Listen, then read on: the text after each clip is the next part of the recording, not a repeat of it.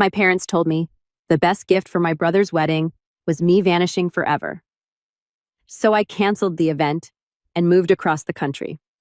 When they realized who had been keeping everything together, it was too late. I'm Stacey Ellis, 28, and my family has always treated me like a shadow. My brother, the golden child, a successful lawyer, could do no wrong. And me, I poured my heart into holding the family together, sacrificing my own dreams, always trying to make them proud. But for them, it was never enough.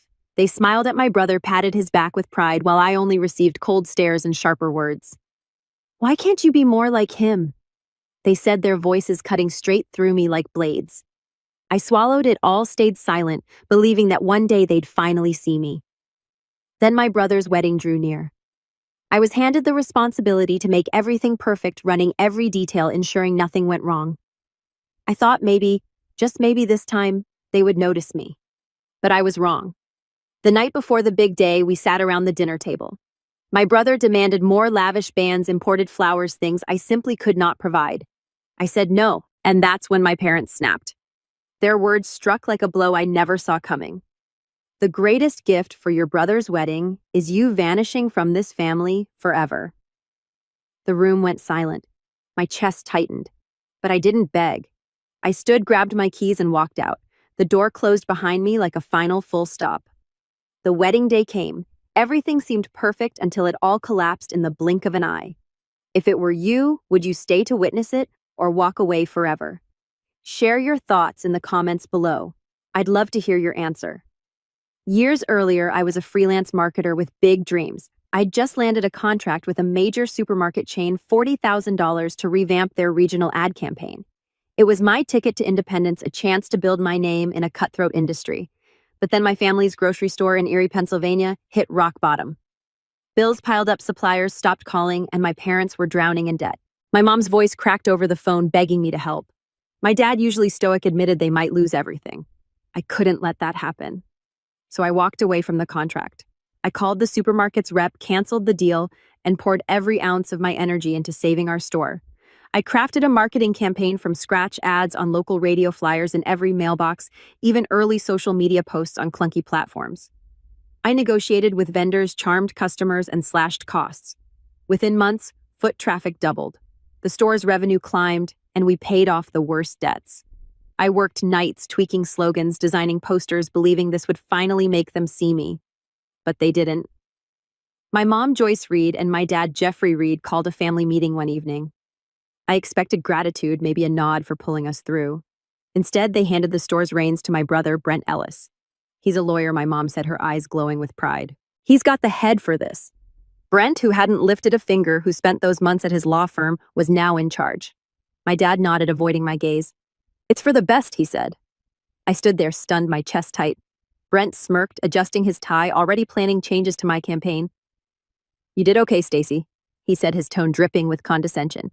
Okay, I'd save their legacy, I'd sacrifice my future. But to them, I was just the backup, the one who filled in gaps.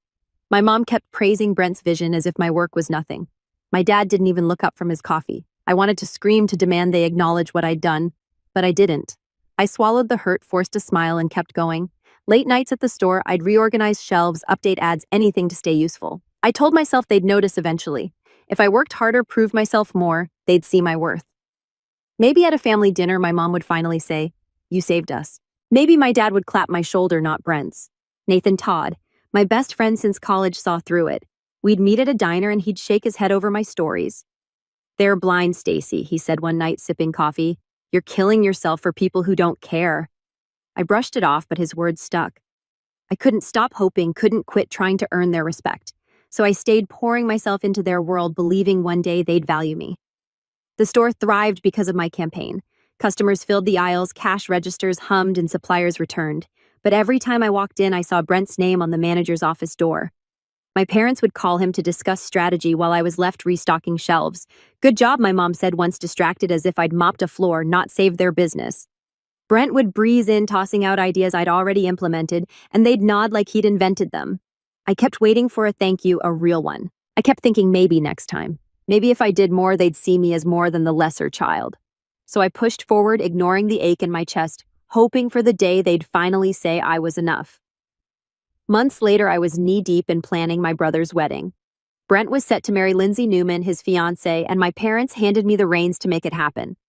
They didn't ask if I had the time or money, just expected me to deliver. I'd been freelancing as a marketer, scraping by, but I dipped into my savings, $10,000 to cover deposits for vendors, the venue, everything.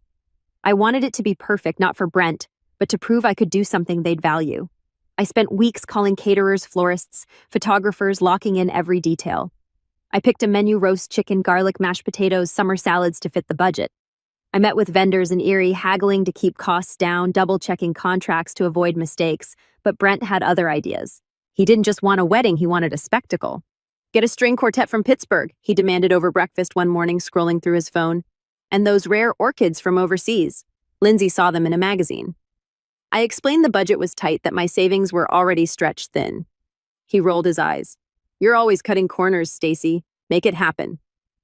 My mom, Joyce, chimed in, sipping her coffee. He's right. This is his day. Don't mess it up. My dad, Jeffrey, just nodded, flipping through his newspaper. Their words stung, but I kept going, thinking maybe a flawless wedding would finally earn their respect. I worked late nights emailing vendors, adjusting plans. I found a local band willing to play for less, booked standard roses instead of imported flowers. Every choice was calculated to balance Brent's demands with reality. But he kept pushing. One afternoon he called, insisting on a celebrity DJ from Cleveland. It's only a few thousand more, he said, like it was nothing. I reminded him I was funding half the wedding myself. Figure it out, he snapped, hanging up. Joyce overheard and shook her head. Why can't you just do what he wants, she said. Jeffrey glanced up, muttering, Don't ruin this for him. I felt dismissed, like my efforts were invisible. I'd spent hours coordinating, sacrificing my own projects to make their vision work. Yet every step they criticized. At a family lunch, Joyce pointed out a typo in the invitation draft I'd shown her. Careless, she said, tossing it aside. Brent smirked, adding, typical Stacy. I wanted to snap back to tell them how much I was carrying, but I bit my tongue. I kept tweaking the seating chart, confirming deliveries, hoping they'd see the work behind it. Nathan noticed the toll it was taking. We met at a coffee shop in Erie one evening, and I vented about Brent's endless demands. He wants a custom ice sculpture now, I said, exhausted. Nathan leaned forward, his voice firm. Stacy, you're bending over backward for people who don't appreciate you. Stand up for yourself. I shrugged, stirring my coffee. If I pull this off, maybe they'll finally see me. He shook his head, unconvinced. They won't. You're worth more than their approval. But I couldn't stop. I kept at it, calling the venue daily, ensuring the linens were perfect, the cake ordered. I even paid an extra deposit to secure a backup generator just in case. My savings dwindled, but I told myself it was worth it. If I could deliver Brent's perfect day, maybe Joyce would smile at me for once. Maybe Jeffrey would say something other than, don't ruin it. I poured everything into the wedding, believing it was my chance to shine. Brent's demands kept escalating. At one point, he texted me a link to a luxury catering service, insisting on caviar appetizers. I called him, explaining it would blow the budget. You're embarrassing me, he said, his voice cold. Joyce overheard when I visited the house, and she sighed. Just do what he's Stacy. It's not that hard. Jeffrey nodded, not looking up from his TV. Their dismissal burned, but I kept working, adjusting plans, hoping the wedding would change how they saw me. The night before the wedding, I sat at our family's dining table in Erie, the air thick with tension. My mom had cooked her usual roast, but no one was eating. Brent leaned back in his chair, scrolling through his phone, while his fiancée Lindsay picked at her plate. My dad sipped his wine, barely glancing up. I'd spent months planning Brent's wedding, pouring $10,000 of my savings into it, but tonight felt different, like a storm was brewing. I braced myself, hoping for a quiet evening. Brent broke the silence. Stacy, we need to upgrade the menu, he said, not looking up. Add lobster tails and that vintage champagne from Napa Valley. Oh, and hire that photographer from Pittsburgh, the one who shot the governor's gala. I stared at him, my fork frozen. Lobster tails, champagne that costs $500 a bottle, a photographer charging $3,000 a day. I'd already stretched my savings to the limit, covering half the wedding's cost. Brent, I can't, I said, keeping my voice steady. I've already paid for everything, the venue, the band, the flowers. There's no money left. He scoffed, tossing his phone on the table. You're always so cheap, Stacy. This is my wedding. Make it happen. Joyce set her glass down hard, her eyes narrowing. He's right, she said. This is a once-in-a-lifetime day. Why are you being so selfish? Jeffrey looked up, his voice gruff. Don't ruin this for your brother. My chest tightened, their words cutting deeper than I expected. I'd given everything, my time, my money, my energy, and they still saw me as the problem. I tried to explain. I've spent $10,000 of my own savings. The budget's maxed out. Lobster and a celebrity photographer aren't possible. Brent rolled his eyes, leaning toward Lindsay. See, I told you she'd skimp on us. Lindsay stayed quiet, avoiding my gaze. Joyce folded her arms, her voice sharp. You've always been like this, Stacy, never stepping up when it matters. Jeffrey nodded, adding, Brent deserves better than your half-hearted effort. Half-hearted, I'd worked nights, haggled with vendors, made their dream wedding possible. But to them, it was nothing. I pushed back, my voice rising. I've paid for half this wedding. I've done everything you asked. I can't keep pouring money I don't have into this. Brent smirked, shaking his head. Then maybe you shouldn't be involved at all, he said. Joyce leaned forward, her eyes cold. You know what, Stacy? The greatest gift for your brother's wedding is you vanishing from this family forever. The room went silent. Jeffrey didn't flinch, just stared at his plate. Lindsay shifted uncomfortably, saying nothing. My heart pounded, their words echoing like a slap. Vanish. After all I'd done, I wanted to scream, to list every sacrifice I'd made, but their faces, Joyce's glare, Jeffrey's indifference, Brent's smug grin told me it wouldn't matter. They'd chosen him again. I stood my chair, scraping the floor. Fine, I said, my voice low but firm. If that's what you want. I grabbed my purse, my keys jangling in my hand. Joyce called after me. Don't make a scene, Stacy. But I was done listening. I walked out the door, slamming behind me, the sound sharp and final. Outside, the cold, eerie air hit my face, but I felt a fire inside. I'd given them everything, my savings, my time, my hope, and they'd thrown it back in my face. Sitting in my car, I gripped the steering wheel, my mind racing. They wanted me gone. Fine. But I wasn't going to fade quietly. I'd spent months building their perfect day only to be told I was the problem. No more. I wasn't sure what I'd do next, but one thing was clear. I was done being their doormat. I started the engine, my resolve hardening. Tomorrow, they'd see what happened when I stopped carrying their weight. The next morning, I woke up with their words still burning in my ears. I sat on my bed, staring at my phone, my savings account app open. $10,000, my entire nest egg, sat tied up in deposits for Brent's wedding. Caterers, florists, the band all paid from my pocket to make their day perfect. But after last night's dinner, their demand for me to vanish forever changed everything. I wasn't going to let them walk over me anymore. I started calling vendors, first the caterer. Cancel the order. I said, my voice steady. I'm pulling the deposit. The woman on the line hesitated, asking about penalties, but I didn't care. Next, the florist. No roses, no centerpieces, I told her. Refund my payment. The band was last. They'd already cashed my check, but I demanded a chargeback. By noon, I'd clawed back most of my $10,000, leaving the wedding stripped bare. No flowers, no music, no food. I didn't feel guilt, only resolve. They wanted me out. I'd give them a wedding they'd never forget. By afternoon, chaos erupted at the venue. Guests arrived to empty tables, no band playing, no bouquets in sight. Lindsay, Brent's fiancée, stood in her gown, stunned, as relatives whispered in confusion. Brent, red-faced, yelled at the venue staff, who had no answers. Joyce called me, her voice shrill through my voicemail. Stacy, what have you done? You've ruined everything. Jeffrey left a message too, his tone cold. You're a disgrace to this family. I didn't call back. Their accusations didn't faze me. I'd heard enough. That evening, Brent took to an online forum, a local Erie message board buzzing with gossip. My sister sabotaged my wedding, he posted, his words dripping with venom. She's jealous, spiteful, and ruined the best day of my life. He painted me as the villain, claiming I'd deliberately tanked his big moment. Comments piled up, some from neighbors I'd known for years, calling me selfish, unhinged. Joyce chimed in, replying to Brent's post. She's always been trouble. Jeffrey didn't post, but I knew he agreed. Their lies spread like wildfire, twisting the truth to save face. I sat in my apartment reading the posts, my stomach churning. Part of me wanted to fire back, to expose how I'd funded half their dream wedding, how they'd demanded more than I could give. But what was the point? They'd never admit they were wrong. Instead, I opened my laptop and started searching for apartments in Asheville, North Carolina. I'd visited once, loved the quiet mountains, the fresh start it promised. Erie held nothing for me anymore, just a family that saw me as disposable. I made a call to a realtor asking about rentals. Something small, I said.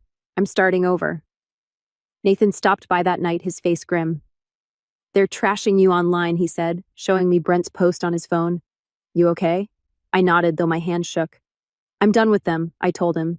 He didn't push, just sat with me as I packed a few boxes, closed books, my laptop. "You're stronger than they know," he said before leaving. His words stayed with me, a small anchor in the storm. By midnight, I'd booked a one-way bus ticket to Asheville for the next week. The wedding's collapse was on them, they'd pushed me too far. Joyce's voicemail played again in my mind, her voice blaming me for their embarrassment. Jeffrey's cold tone echoed, labeling me a disgrace. Brent's post with its lies stung worst of all, but I wasn't staying to fight their narrative. I'd given them everything, my money, my effort, my hope, and they'd thrown it away. Now I was choosing myself. Weeks after the chaos, I stood in my small, eerie office, packing up the last of my things. I'd built a modest freelance marketing business over the years, a side hustle that brought in just enough to keep me afloat. It wasn't much, just a rented room with a desk, a computer, and a few client files, but it was mine. I decided to sell it. A local agency offered $25,000 for my client list and contracts. I signed the papers without hesitation, the pen steady in my hand. That money, plus the $10,000 I'd pulled back from the wedding, was my ticket out.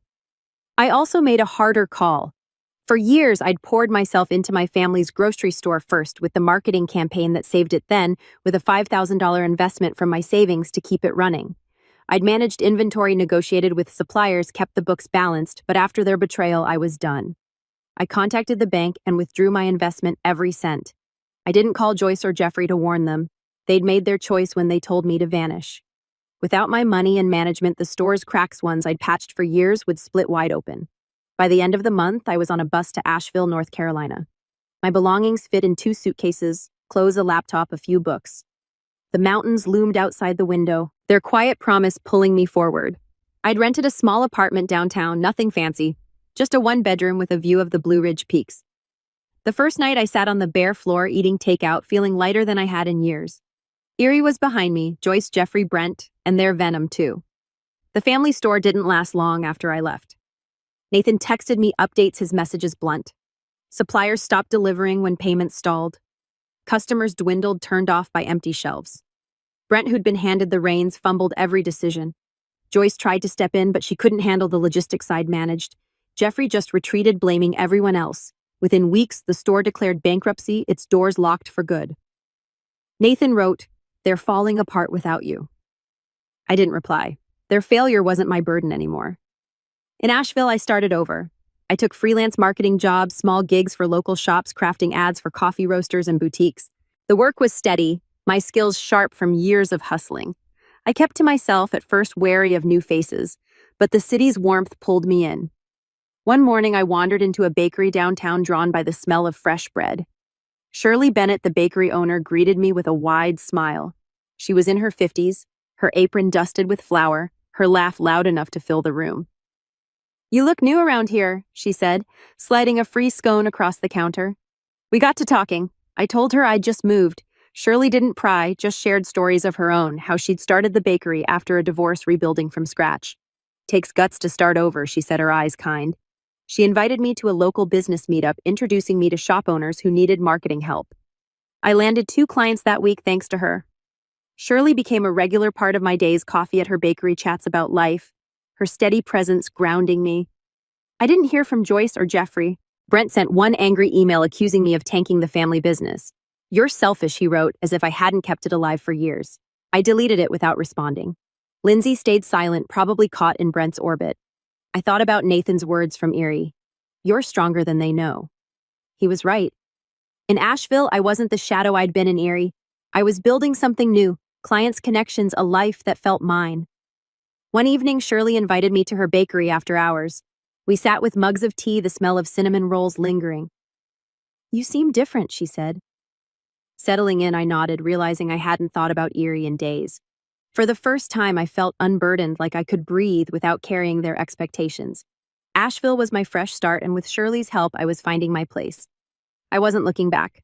Months later, Asheville had become my sanctuary, but the fallout from Erie still rippled. The family grocery store, once the heart of my parents' world, was gone, its shuttered windows a symbol of their unraveling. Joyce and Jeffrey faced a harsh new reality. Their savings dwindled, forcing them to sell their house and move into a cramped apartment on the edge of Erie. Neighbors who once greeted them warmly now avoided their gaze, their reputation tarnished by the store's Brent fared no better. His charm, once enough to win him favors, couldn't mask his mismanagement.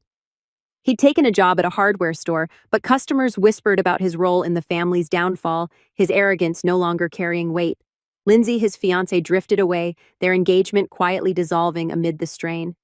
The life they'd built on borrowed glory had crumbled. I didn't dwell on their struggles. Asheville was my focus, a place where I could rebuild without their shadows. My freelance marketing business was taking root. I'd secured contracts with 5 local businesses, a brewery, a bookstore, an art gallery, a cafe, and a hiking gear shop. My days were filled with designing logos, writing ad copy, and pitching campaigns over coffee in bustling downtown cafes. My income hovered around $3,000 a month, enough for my apartment groceries and occasional treats like a concert ticket or a new pair of hiking boots. Each project felt like a brick in the foundation of a life I was crafting for myself. Nathan remained a steady presence even from miles away. He'd call every few weeks, his voice warm over the crackling line. "Erie's not the same without you," he said once, then laughed. "But you're killing it out there." He sent photos of his latest woodworking projects, small tokens that kept our friendship alive. His encouragement reminded me of the strength I'd forgotten I had. Shirley, the bakery owner, was my anchor in Asheville. Her shop, with its cozy wooden tables and scent of fresh pastries, was where I'd brainstorm ideas or unwind after long days. She'd slip me a free muffin saying, "Fuel for the grind." Her belief in me, uncomplicated, unwavering, helped me see myself as more than the daughter who'd never been enough. Then came Joyce's letter. It arrived one crisp morning, her handwriting shaky on the envelope. She claimed she'd been diagnosed with a serious illness, begging me to return to Erie to help her and Jeffrey rebuild. The words were heavy with guilt, painting me as the key to their salvation. I read it twice, my stomach tight. Shirley, wiping down her counter, saw my face and asked what was wrong. I handed her the letter. She scanned it, her brow furrowing. "This smells like manipulation," she said, tossing it aside. "People don't change overnight." Her bluntness cut through my doubt. I'd seen Joyce's tactics before, using pity to pull strings. Nathan, when I called him, agreed. "She's trying to drag you back," he said. "Don't fall for it." I didn't. I wrote one reply, short and final. "I wish you well, but I'm not coming back." I mailed it and blocked their numbers.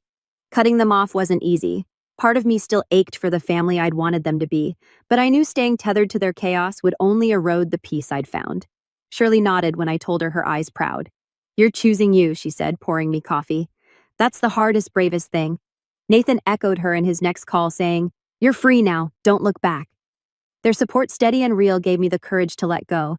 In Asheville, I was building more than a career. I joined a local hiking group, trekking trails like Black Balsam Knob, where the mountains stretched endless and wild. I started painting again, a hobby I'd abandoned in Erie, filling sketchbooks with watercolor landscapes. My apartment became a home, plants on the windowsill, a rug from a local market, a shelf of books I actually had time to read. I landed a big contract with the Regional Tourism Board, a 6-month campaign that doubled my income. The work was challenging, but every late night spent tweaking slogans felt like proof of my worth. One evening at Shirley's bakery, I sat with her and a few of her regulars, laughing over stories of Asheville's quirky festivals. A client stopped by, thanking me for a campaign that had boosted his shop's foot traffic. I smiled, feeling a warmth I hadn't known in Erie. The lesson was sinking in. My value wasn't tied to what I did for Joyce, Jeffrey, or Brent. It was in the life I was creating, the clients who trusted me, the friends who lifted me, the quiet moments where I felt whole. Asheville wasn't just a fresh start. It was where I learned to stand tall, not for anyone else, but for myself.